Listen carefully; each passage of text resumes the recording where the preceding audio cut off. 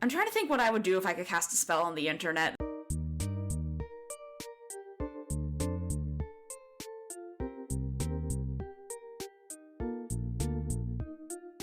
Welcome to Wow If True, the podcast of your wildest memes. We're your one-stop internet culture shop, here to dissect what's going viral, why we care, and how this might affect our real human lives. And I'm Brandon Sanderson apologist, Isabel. And I'm Amanda. Anyone could be famous on the internet, so why not us? I like the hesitation there where it's like, I don't know what to say to that. I don't know if that's because you're like, who is Brandon Sanderson? Or if it's because you're like, that seems like a reasonable thing for Isabel to say. Honestly, all I know about Brandon Sanderson is things that you've told me about Brandon Sanderson, so I am, in fact, the audience stand-in for today, because you are going to tell us things about Brandon Sanderson. Yes, I'm going to do my favorite activity, which is talking about Brandon Sanderson. That's a lie. That's not my favorite activity. No, it's talking about home stuff. Exactly. There we go. We've been doing a lot of guests lately, and no hate to them, but also no guests today, only Brandon Sanderson. No, we were talking before we started recording, and we were like, I think this is going to be a good episode. It's just some, like, us being mildly interesting, talking about some bullshit. And we were like, yeah, that's kind of our brand, being mildly interesting, talking about bullshit. That's what you're here for. Congratulations.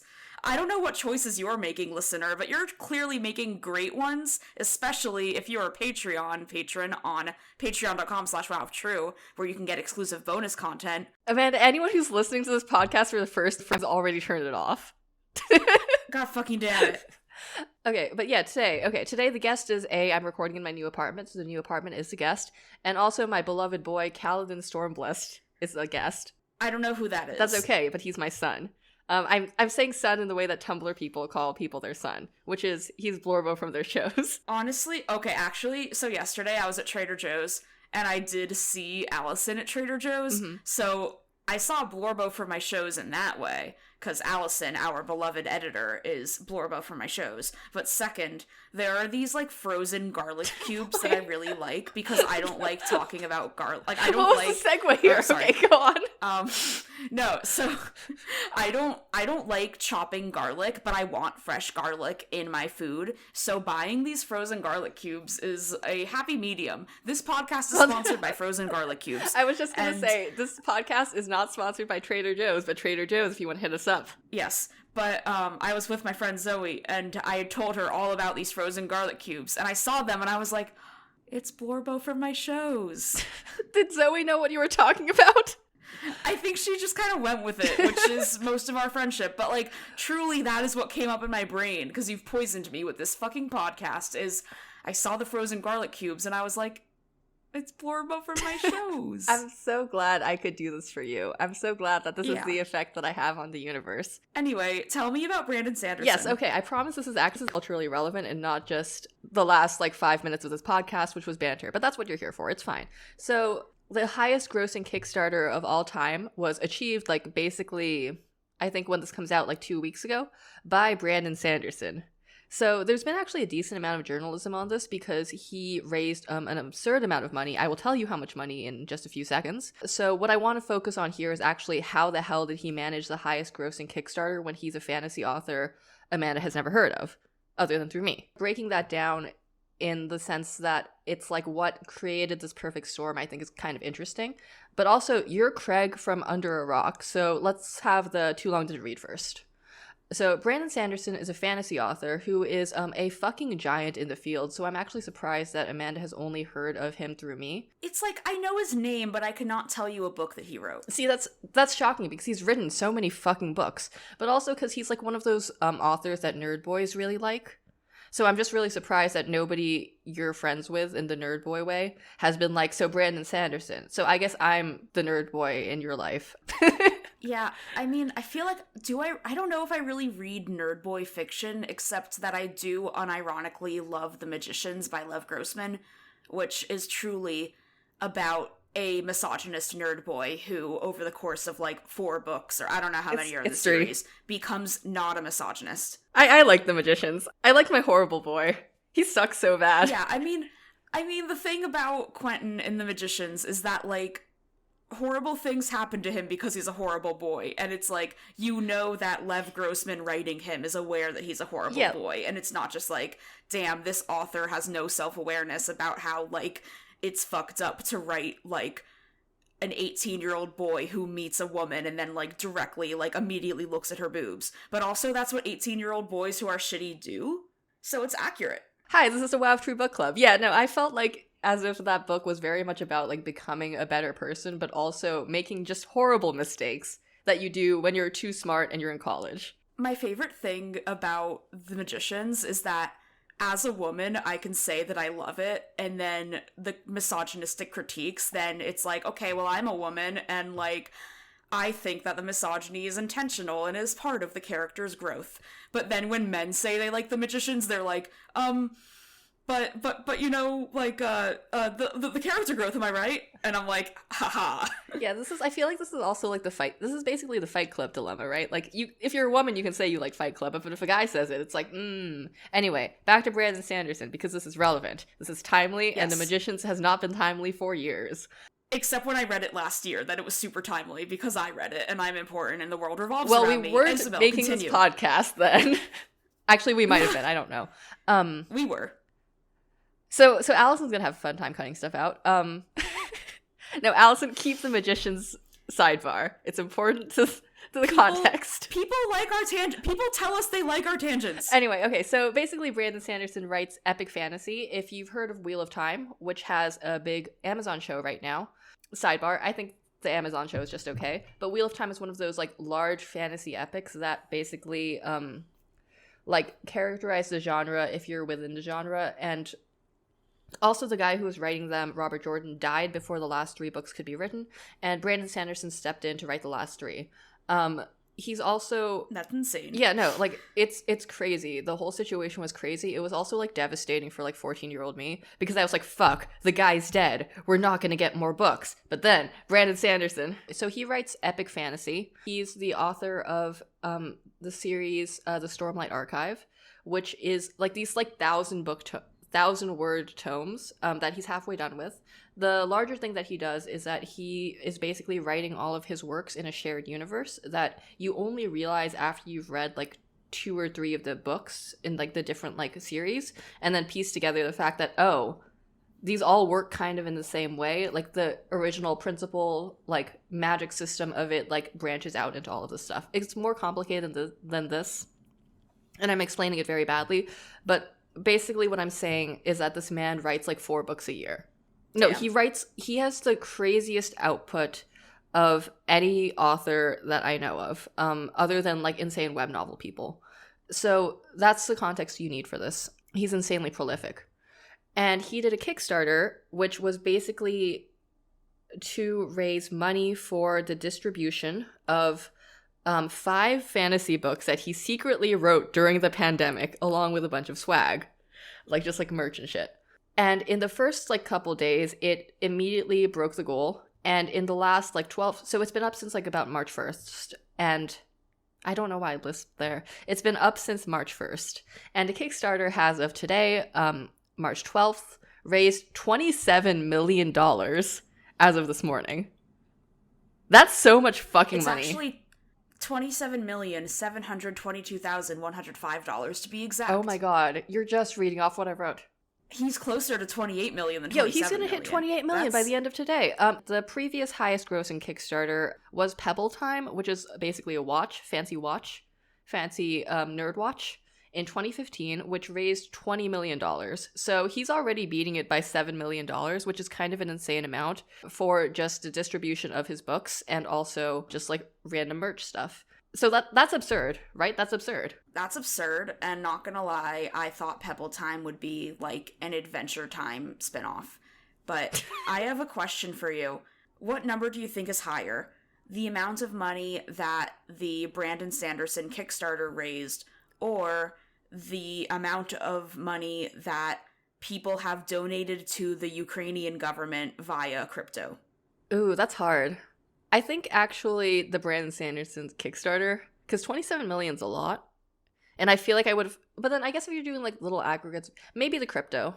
I'm divided. On Ethereum alone, the total amount of US dollars raised in donations to the Ukrainian government, who the Ukrainian government on the @Ukraine Twitter posted, like, crypto wallet addresses, which that's another just, we're not going to unpack that. Let's just sit with that. But the amount of money on Ethereum alone that they have raised is $40.73 million. Jesus. Okay. Getting some real the revolution is being streamed online vibes. That's wild. Yeah.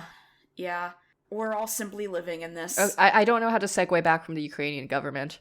Well, okay, let's put it this way. Like, it's not that much of a difference between 40 million and 27 million at that point, because at that point it's just an absurd amount of money. But then it's like one fantasy author versus Ukraine. I feel like that's like the comparison we should be making here. We're living in a simulation. Well, okay.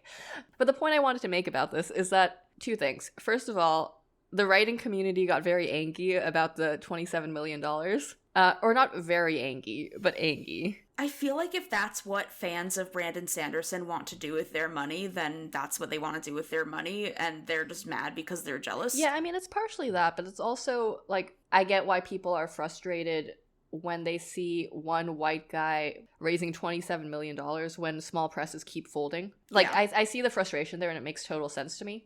But also, I'm an avowed Brandon Sanderson apologist because, like when a guy writes a book that you really like when you're 15, and then you're like, I can't really be mad about that, stares at you and the Green Brothers. Yeah, no, I was literally about to say, do you mean the Green Brothers? Yeah, this is a targeted at right now. So that's Brandon Sanderson to me, but also I like write stuff for like small magazines and stuff like that, and I've seen a lot of discourse in that community about like, so does this mean anything for publishing, or does it mean that people only want more of the same when they actually try and say that they support diversity, but they actually want more Brandon Sanderson? Yeah, that makes sense. Yeah, so I get the frustration, and I think it's deserved in a way, but it's also, like, John Scalzi has given his opinion online that nobody but Brandon Sanderson could have done this, that Sanderson is uniquely positioned in the industry to make this happen, and it's more of, like, a weird little unique blip, and less a, like, this is the future of publishing situation. The reasons behind this is, first of all, the guy's been writing for, like, more than a decade. And my theory here is that his fandom acts less like a fantasy or, like, literary fandom and more like an anime fandom. And the reason I'm saying this is because he is insanely prolific. And he's created, like, almost a situation where people are waiting for, like, book drops. And then they're getting that sweet dopamine every, like, few months, essentially. Not few months, maybe like every 6 months. And he's also got 30 people behind him because he's done like 2 or 3, it's probably more than 2 or 3, so don't quote me on this, but other Kickstarters where he's done like merch drops for large groups of people. So he has a proven track record of getting stuff to people who want it. And it's expensive stuff too. The other thing I'd say is that also this is a pretty high-priced Kickstarter, if that makes sense. Where, like, like most Kickstarters will have like a $5 tier or a $10 tier where it's like, oh, do you just want to support the project? This one is like, it's $40. And I actually don't think that's an unreasonable price, because for that, what you're getting is you're getting the 5 books. 5 books. Yeah, you're getting 5 books. But what he's done is he's basically shifted the Overton window of how much money people are going to give to him. And it goes into like the hundreds of dollars. And the thing is, unless he had a proven track record of successfully filling like niche, like novelty, expensive Kickstarters, and also like a proven track record of, hey, for more than a decade, this guy cranks out books like a machine, people wouldn't be down to support him. Yeah. I don't know. Like, I feel like the only takeaways here are that probably nobody is going to raise $27 million for their books again. But if you want to do that, you need to work in the industry for 16 years beforehand. And also, traditional publishing is hard, but Kickstarters are also hard. And you should support indie press. Yeah. You should do that. I think that's a good takeaway. I think that if you like Brandon Sanderson, what if you read, like, small sci-fi magazines, including ones that feature Isabel J. Noted writer. Yo, you should, everyone should go vote for me in the Locus Awards because I'm on their reading list. And that would be cool. I would like to win things. I deserve it more than Brandon Sanderson, despite not working for 16 years in the industry. You do deserve it more than Brandon Sanderson. And speaking of how Brandon Sanderson has book drops, you know what else just dropped? What else just dropped? New Grimes and Elon Musk, baby. Oh shit, new Grimes baby dropped. Okay, Isabel and I have been debating off mic about Grusk. It sounds so bad. That's why I keep saying it. I don't know how I feel about it, but Grusk being the portmanteau of Grimes and Elon Musk. Okay, well, the other choice here is Mimes. I do kind of like Mimes, but it's not as clear what it is. But so, like, I don't know how I feel about this situation, because on one hand, basically... Wait, tell us the situation. Tell us the situation. Okay, so, as we know, Grimes and Elon Musk have a child already. I've completely forgotten how to pronounce the child's name. I also know that, like, California made them change it, like, twice, because they were like, you can't do that. And I think they were right. Grimes, cool musician who I saw in 2014, my sweet summer child of a self, did not know what was coming, and Elon Musk, noted dickwad, Elon Musk. Great start. CEO of Tesla, you know the deal. If you don't know who Elon Musk is, then we can't help you here. This is not the podcast for you. If you don't know who Elon Musk is, I'm so jealous of you. But so, they are an extremely unlikely couple, and they had a child 2 years ago named X, the AE letter, like the AE, A-12. I thought it was like... The actual name was like Archangel something. Because it's the A12 is like the Archangel. It's like XA Archangel, I think is how you're supposed to say it, but don't quote me on that. It's been 2 years since this has been relevant to my life. It was not relevant then either, actually. So then, this week, Vanity Fair published a cover story with Grimes, and in the story, the journalist uncovered the fact that Grimes and Elon Musk had another child secretly. Can we talk about how it's not even uncovered the fact? Like, the baby started crying. See, this is how I feel weird about it, because I feel weird of, like, if they don't want to disclose that they have a new baby, they shouldn't have to, but Grimes invited this person into her home, and then the baby started crying. No, I think if you invite a reporter into your home with your secret baby, and you don't hide the secret baby well enough, that's on you at that point, that's not on the reporter. Like, I think Grimes has, like, the means and the money to make sure that the baby is somewhere else, or not crying. Or someone else has the baby for, like, the hour that you're talking to this reporter. Like, I think at this point, this is just on Grimes being dumb. I love that this happened. It's so fucking funny. Imagine being the reporter going into Grimes' house and being like, yeah, I'm just doing, like, a normal interview about a really normal person. She's not a normal person who used to be dating Elon Musk. This is fine. And then a baby starts crying. Yeah. But so the baby's name is Exa Dark Sidereal Musk. That's so unfortunate. But they call her Y. What? And the other kid is nicknamed X. So, do you think this is like a chromosomes thing, or do you think it's like a XYZ thing? If they have a fourth kid, what do you think they'll call it? I don't know. Like, I'm assuming baby 3 would be Z, but, like, you know. Yeah, quoting Business Insider here. The new baby's name is Exa Dark Sidereal, I have a pronunciation up, Musk, but they call her Y. Grimes told Vanity Fair that Exa is a reference to the supercomputing term exaflops, dark refers to the unknown, and Sidereal is a more elven spelling of sidereal, the true time of the universe. I love that it's, like, more elven spelling. Like, that says so much about who Grimes is as a person. But she wanted to call the baby Odysseus. Yeah, so she said in the Vanity Fair article that she thought that Odysseus is a really badass name for a girl because Odysseus is, like, maybe the first fuckboy in history. Is that, like, in the history of literature, is there a fuckboy before Odysseus? I feel like Gilgamesh and Enkidu were both fuckboys. Okay. Well, I do think Odysseus is a very early fuckboy, and Odysseus is totally a fuckboy. Yeah, I agree with that. I think Odysseus is a fuckboy who fucked around and then during the Odyssey found out. I'm right. It's like the Iliad is fuck around and the Odyssey is find out. It literally is that for him, where it's just like, ah, damn, I'm trying so fucking, you know, I did do some things. I may have angered the gods. This is leading to it taking 10 years for me to get back home. It's fine. It's all fine. It's not fine. Spoiler alert, it wasn't fine. But spoiler alert, he does make it back. Yeah, and he does, like, I don't know, there's some shit that goes down with his son. I think his wife was, like, pretty chill about Yo, the whole his thing. wife was way too chill about the situation. Oh, man, Penelope, come Well, no, on. like, I mean, she was doing her best. Her name's Penelope, yeah, right? it's Penelope. I think she was doing a good job with what she had, but I also feel like she could have been doing more.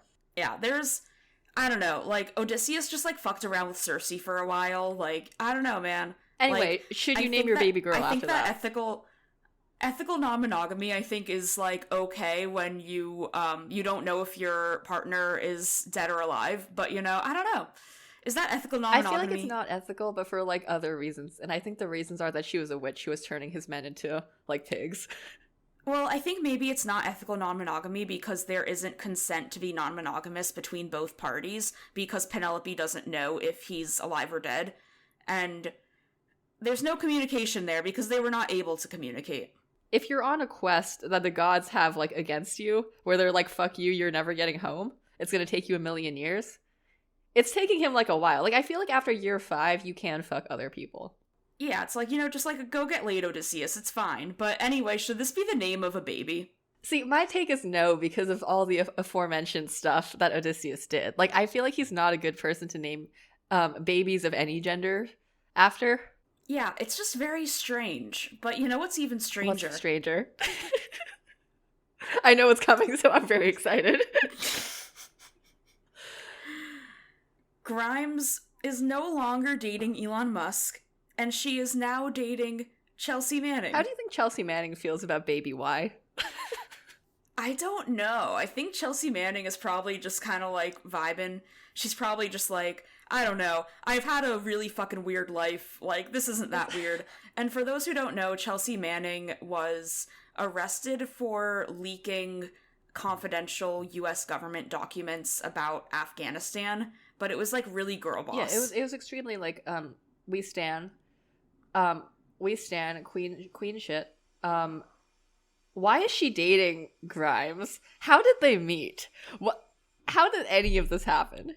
I don't know, but I also just want to say, like, one of the very cool things about Chelsea Manning is that she was able to sneak a bunch of, like, confidential information out of the Pentagon because she burnt it onto a CD and called it Lady Gaga. Yeah, see, that fucks. That's good. I want to talk about the traits that Chelsea Manning and Elon Musk have in common that make Grimes want to date them. I think both of them are kind of like, fuck the system, but in very different ways. It just feels like she's going from, like, one extreme end of, like, capitalism and support of, like, institutions to the opposite end, and I'm just wondering about Grimes' own personal philosophies here now. I don't know. I mean, part of this is, like, I wonder if Grimes is just kind of trolling us. I feel like if she's trolling us, she's not doing a good job, because I feel like it's perfectly plausible that this would happen for Grimes. Like, this fits in with what I know about Grimes. I wonder if it's just that Grimes likes, like, anti-system people, because I know that Elon is, like, pretty, like, anti-government, just in his whole demeanor. He's anti-government because he doesn't want to be regulated and he doesn't want to pay taxes. Yeah, but, like, I mean, it's still anti-government. Like, he wants to be his own government, but, like, that's, you know, that's still anti-current government.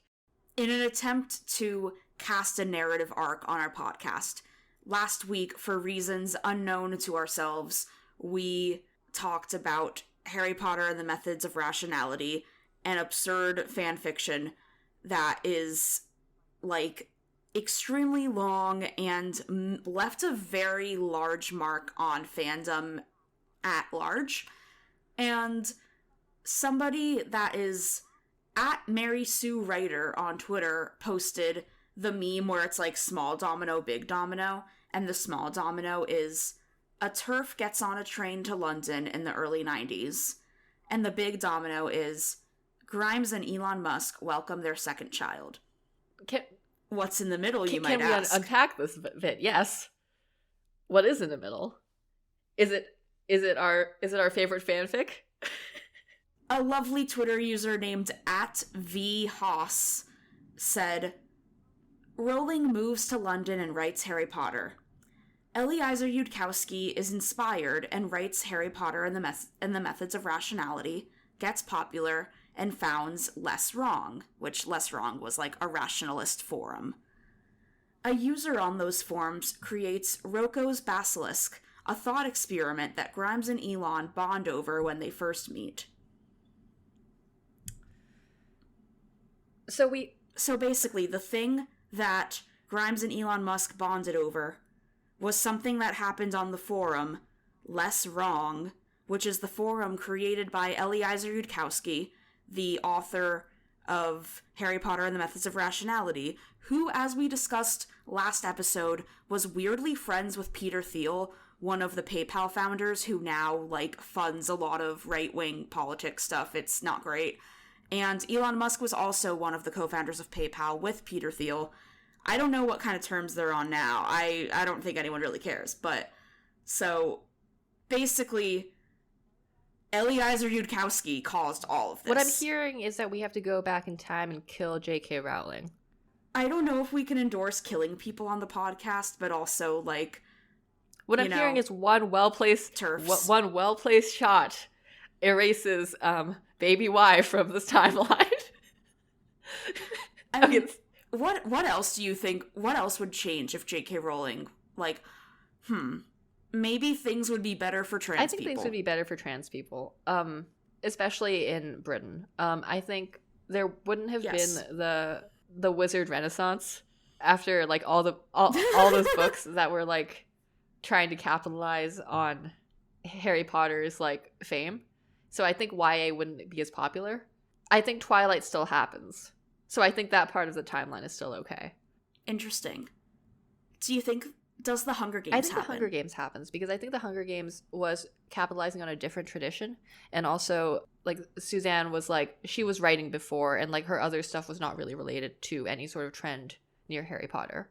I also think that Rupert Grint, Emma Watson, and why did I forget the main boy's name? And I can only think Harry Potter. Daniel That's Radcliffe. rough for him. Daniel Radcliffe, I don't think they're famous. Which I think changes the shape of pop culture a little bit.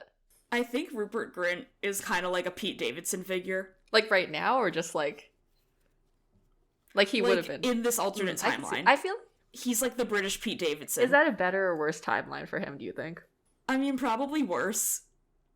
Okay. What else? What do you think would change? These are my hypotheses. I don't know if I personally would be a writer. Oh, that's interesting. Wait, tell me more about that. I don't know, like, I think a lot of writers in our generation, for better or for worse, keep in mind this is, like, 2007, before we know all the things we know about J.K. Rowling that we do now. Like, I do think, like, I got interested in creative writing because I loved Harry Potter so much. See, I didn't know that about you. And I think a lot of people, yeah. I mean, maybe I would have fallen into it other ways. Like, there were a lot of other books I loved, but, like, I didn't really like reading until Harry Potter. But also, I grew up with Harry Potter, so I don't know. But it was, like, I think there was a big turning point for me, like, when Deathly Hallows came out, and I was like, books are fucking cool. So maybe I would have been, like, I would have been more wealthy. Amanda would have had more money. Oh, if Harry Potter didn't exist, I wouldn't have bit that kid in second grade. You bit a kid I bit a kid in second grade. And the reason I bit a kid in second grade is because I'd read the second Harry Potter book, which had a lot of snakes, which freaked me out. And then me and this kid agreed that we would mutually bite each other. That sounds, there's a lot to unpack here. That was the only time I've bitten a kid. So I don't think I would have bitten the kid if Harry Potter and the Chamber of Secrets did not exist. Okay, nice. Well, how do we move on from here? Tell me about your dating life. So we're moving on here because it's like, hey, Chelsea Manning and Grimes are dating. You know who else dates? Us. That's not each other, separately. Imagine dating could not be me. I don't date people, but Amanda, I hear that you're going on dates with people. Okay, so I have a bone to pick. So, do you know the app Raya? I do. Craig doesn't. Raya is essentially like a celebrity dating app. Like, Simone Biles met her now fiance, who is an NFL player, on Raya. A friend of mine got on it, and, like, she's very cool, but, like, she's not famous. Yeah. Like, she's just some guy, but she's also, like, a cool some guy. And I was like, damn, you know, not to toot my own horn, but I am verified on both Twitter and Instagram. Wow. So, from an outsider's perspective, they might think that I am cooler than I am and let me onto the celebrity dating app. I got waitlisted and I'm fucking pissed. I love that you're offended about not getting on a celebrity dating app. No, but then here's the thing is because, like, my friend who did get on was showing me, like, the people, and they were all, like, pretty, like, whatever. Like, it was, like, people being like, I'm the CEO of a startup. And I'm like, you know who else is the CEO of a startup? Literally anyone who decides to be the CEO of a startup. Like, it's not that hard to be the CEO of a startup. It's hard to be a CEO of a startup that Hey, we does should start well. a startup. Then we could both be CEO of a startup. And then you could get on Raya. I mean, this podcast. Yeah. But, I don't know. Yeah, and it's also weird because, like, it pulls your contacts so that you can see which of your contacts are on Raya so that you can, like, get referrals from your contacts. And, like, a lot of my contacts were on Raya, which isn't because they're famous, but because they're, like, rich kids who went to Penn. Sure.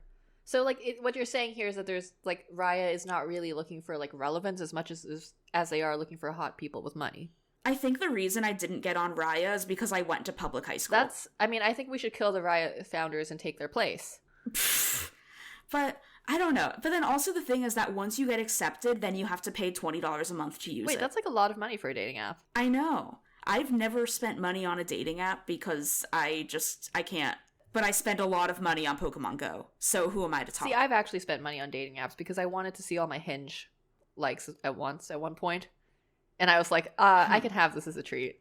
It Nice. didn't really live up to the experience of spending the dollars on it. Wait, to loop this back, what are the chances that Chelsea and Grimes met on Raya?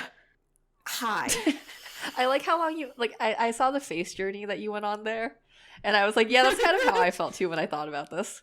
I don't know. But then the thing is, like, this begs the question of, like, if some guy can get on Raya, is there an actual other dating app for celebrities? Like, because, like, so many of these people were just so normal. And then you have, like, Simone Biles. And it's like, imagine you're, like, on Tinder, and then suddenly it's like, Olympic gold medalist, super famous, so good at gymnastics that they had to change the scale of how they rate skills because I was too good.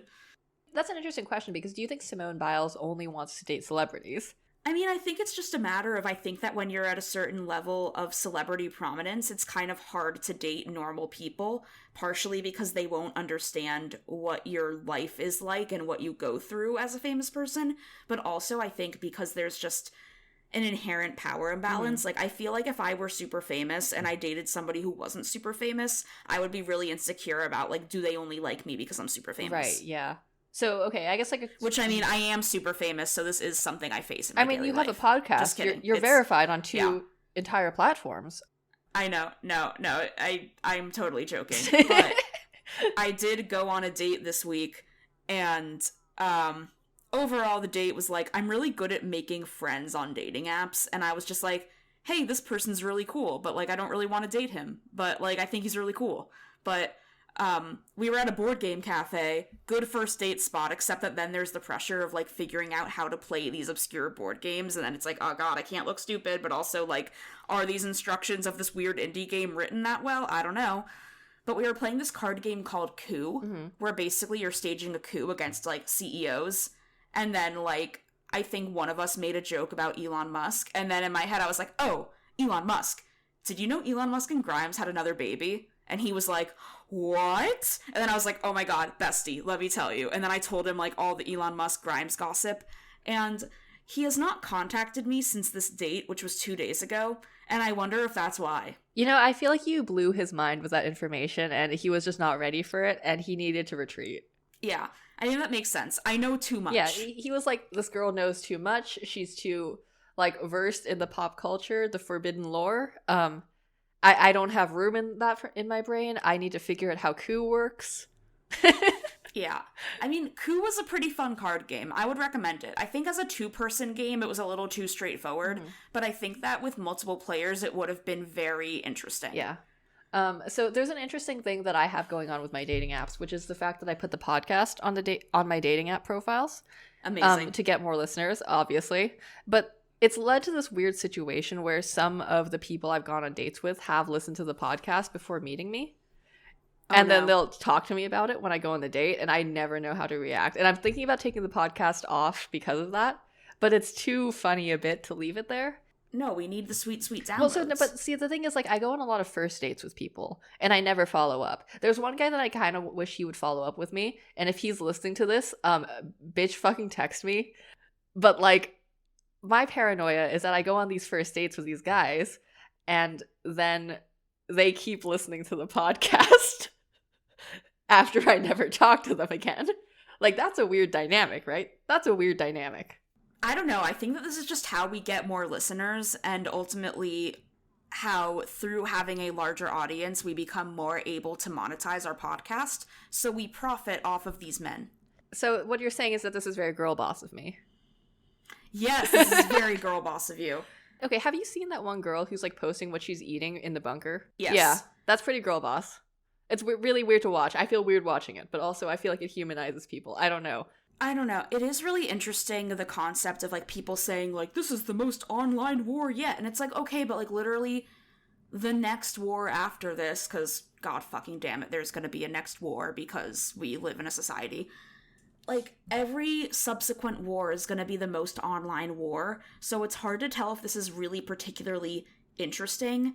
Like, I thought about writing something about this, and then I was just like, the world doesn't need to know my thoughts about, like, Ukraine and being online. And there are some writers that did write interesting stuff about that, but I don't know. Sometimes you gotta know when to shut up, and I'm kind of proud of myself for knowing when to shut up. Well, I don't shut up, so I'm going to talk about this. I mean, I think the interesting thing here is less that it's, like, the most online war that we're on, and more just that, like, the fucked up thing is that, like, oh, yeah, better watch out for the Russian propaganda, and also, look at all these Ukraine TikTok accounts. I don't know. I think it's just, like, the faster communication becomes, the more people are being weird about the war in Ukraine in a way that I don't think people were able to be weird about previous wars. Or, like, they were weird about different wars in different ways. Whereas now we're having people thirsting over the Ukrainian president, which feels bad and wrong. That does feel bad and wrong, and feels like when people are thirsting over a political figure, they are not grasping the historical context of the moment that we are in and the seriousness of it. Yeah, wait, one last thought on that. I think it's very telling about where we are in the culture, where people were, like, fan casting the Ukrainian president for the documentary, or, like, the, you know, like, whatever movie comes out of this. Of course there's gonna be a fucking movie about this eventually. But like, the fact that people were so assured that there would be some sort of media about the war while the war is happening is a little bit weird to me. I mean, I do think this is a trend that's going on in media. Yeah, I don't know what to do with that. I think my hot take is that I don't think everything needs to be media, but I'm out here making a podcast, so... So, speaking of Ukraine TikTok, something I think that is very fascinating is that the journalist Taylor Lorenz, who is, like, the premier internet culture journalist, she posted a scoop yesterday.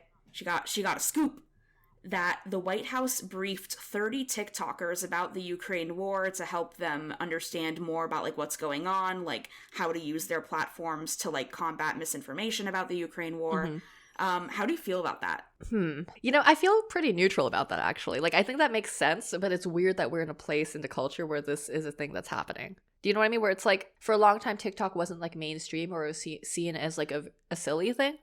But, like, people are getting their news from TikTok. Yeah, like, that happens. And so it makes sense that the White House would do that.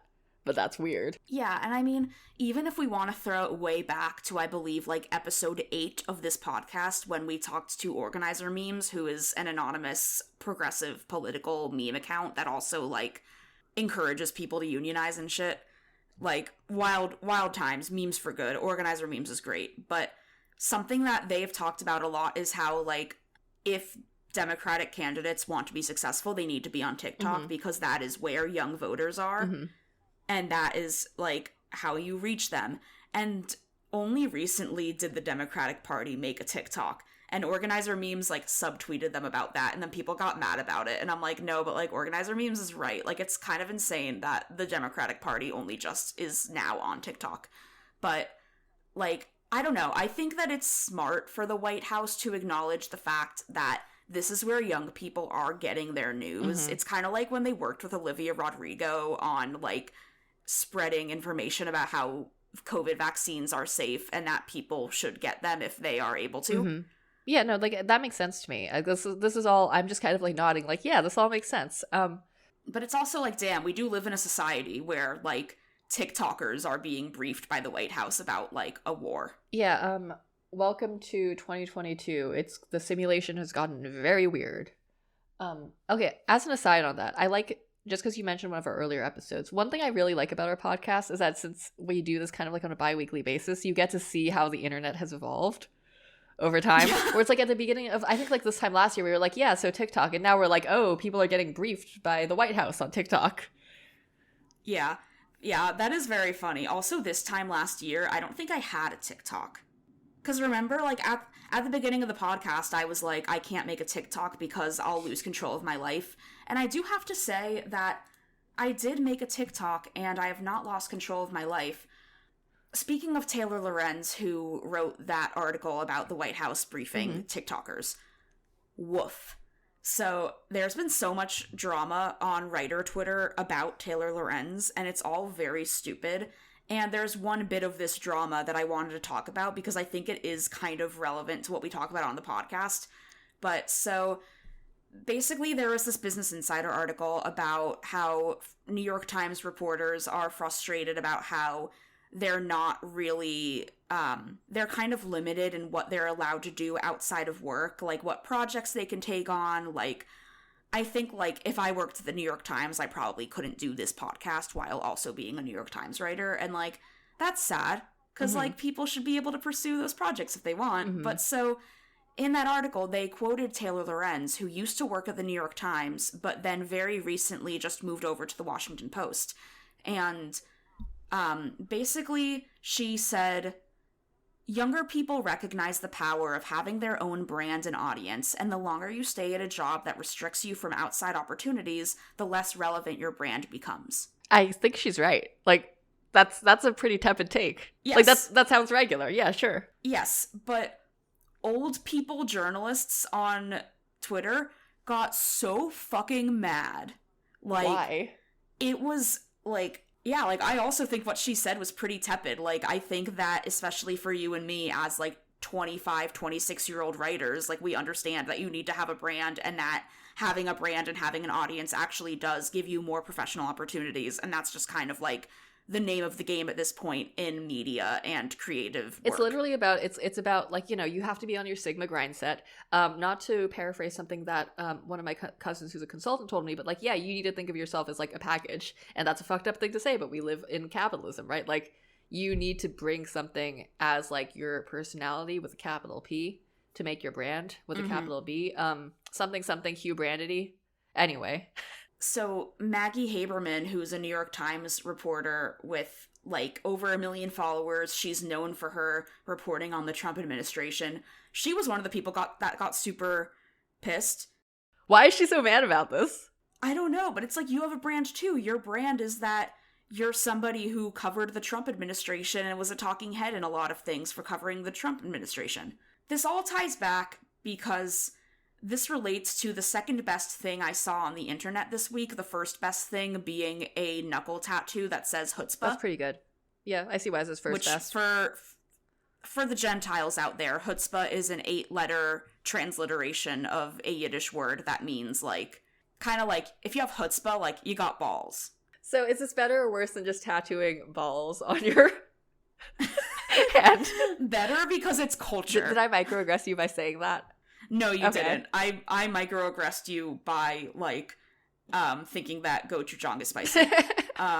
So, as the internet needlessly debated whether journalists should have a brand, birds aren't real weighed in. Sorry, birds aren't real. Is this related to the meme that birds aren't real? Yes, Birds Aren't Real is based on the meme that birds aren't real, and it is a Gen Z satire conspiracy that birds aren't real. They were all eliminated by the government and replaced with, like, robot right, you know, the birds drones. or something. Yeah, what we see, that's drones. I'm aware of the birds not being real. Yeah, but, like, it is a satire. But so Taylor Lorenz wrote an article about birds aren't real while she was still at the New York Times, and there's also some stuff where, like, another creator that she wrote about she wrote a very fact-checked, reported piece, and that person got mad. Not the birds aren't real people, someone else. But, like, all this context, basically, Birds Aren't Real made a video kind of making fun of how everybody on the internet is mad at Taylor Lorenz for, like, no reason. And in the video, they invite a grandma to cast a spell on her, and it was very good.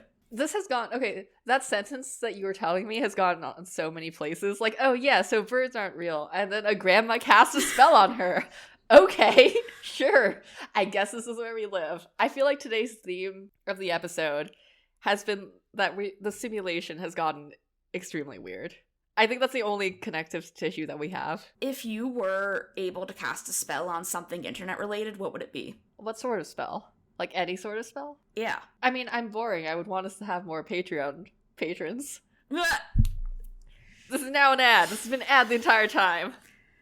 God fucking damn it, Isabel. Okay, but yeah, I mean, I do think it would be cool if more people subscribed to us and paid us money at patreon.com/wowoftrue, where they can get exclusive bonus content and access to our patron-only Discord, which is a fun time.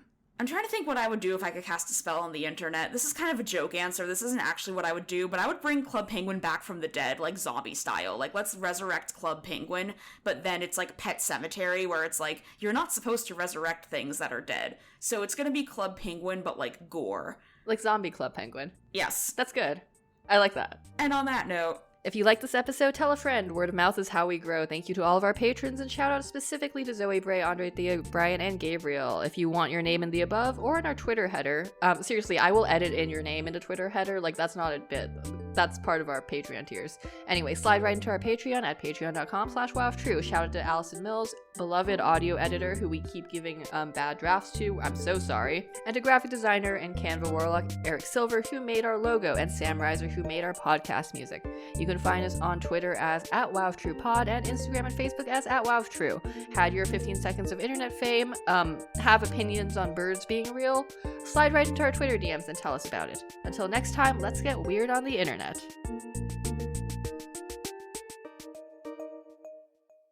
I'm recording a podcast, so is this important, or can I call you back? No, you can. Yeah, you can call me. Can I call you back in like an hour? Okay. Oh yeah, it's fine. Okay. My lovely daughter's voice. Okay. I just called to see how you're doing. Okay, well, Appa's also calling me now, so I guess I'll tell him I'm podcasting too. Okay, bye, mommy, love you. Allison, you can choose to keep that in if you want.